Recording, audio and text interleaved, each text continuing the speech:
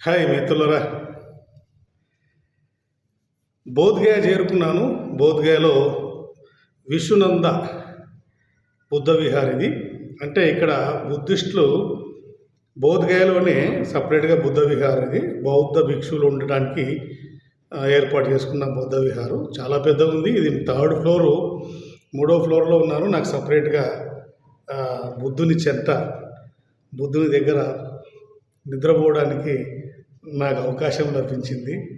చాలా సంతోషం. ఇక్కడ లోపల హాల్లో అక్కడ నా బ్యాగు,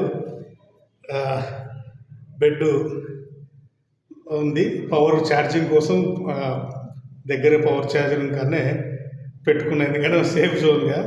కానీ ఎవరు తక్కువ, అంటే కింద చాలామంది, అంటే ఒక 100 మంది ఉన్నారు. 3rd ఫ్లోర్లో ఇది. ఇక్కడ అంతా ఇలా ఉంది. ఇంకా కావాలంటే బెడ్లు ఉన్నాయి. అక్కడ డాక్టర్ బిఆర్ అంబేద్కర్ గారు స్టాచ్యూ ఉంది. ఎంత బాగా రిసీవ్ చేసుకుంటారంటే, నా గురించి తెలుసు చాలామందికి. హలో బోధిసత్వ శివారెడ్డి, కైసహు, మంచిగా ప్రేమతో భోజనం పెట్టి, నేను ఇంత హార్డ్ వర్క్ కష్టపడి ఇంత దూరం వచ్చిన తర్వాత వీళ్ళ ప్రేమలు ఆప్యాయతలు చూసిన తర్వాత చాలా హ్యాపీగా అనిపిస్తుంది. ఇంకా రేపు అసలు దేశవ్యాప్తంగానే ఒక సంచలనమైన కాన్సెప్ట్. ఇప్పటి వరకు బౌద్ధం పరంగా ఇలాంటి కార్యక్రమాలు జరగలేదు. ఇక ముందు చాలా జరుగుతాయి. ఇక్కడే బీజం పడుతుంది కూడా చెప్పవచ్చు. సో నేను దీంట్లో పాల్గొనడం ఒక గర్వకారణం.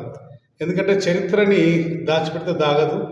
ఈ చరిత్రను తవ్వే క్రమంలో నేను దాంట్లో ఒక మూమెంట్, అంటే నాది కూడా ఒక పాత్ర ఉంది, నేను కూడా ఒక రేణువంతా కష్టపడుతున్నాను అని చెప్పుకోవడానికి ముందు తరాలలో చాలా హ్యాపీగా ఫీల్ అవుతున్నాను. ఇలాంటి కార్యక్రమాల్లో పాల్గొనడం మిత్రులారా. అంటే అన్వేషణ చేస్తున్నప్పటికి కూడా ఇండివిజువల్గా నేను కొండలు గుట్టలు ఎక్కుతూ బయలుదేరి ఏదో మీకు లైవ్ చూపించేవాడిని. కానీ బౌద్ధ భిక్షువులతో కలిసి, దేశవ్యాప్తంగా ఉన్న బౌద్ధ భిక్షులతో కలిసి నేను కూడా భాగస్వామిని కావడం, వాళ్ళతో కలిసి భోంచేయడం అంటే ఏదో తెలియని ఒక అనుభూతి, ఒక ఆనందం కలుగుతుంది మిత్రులారా.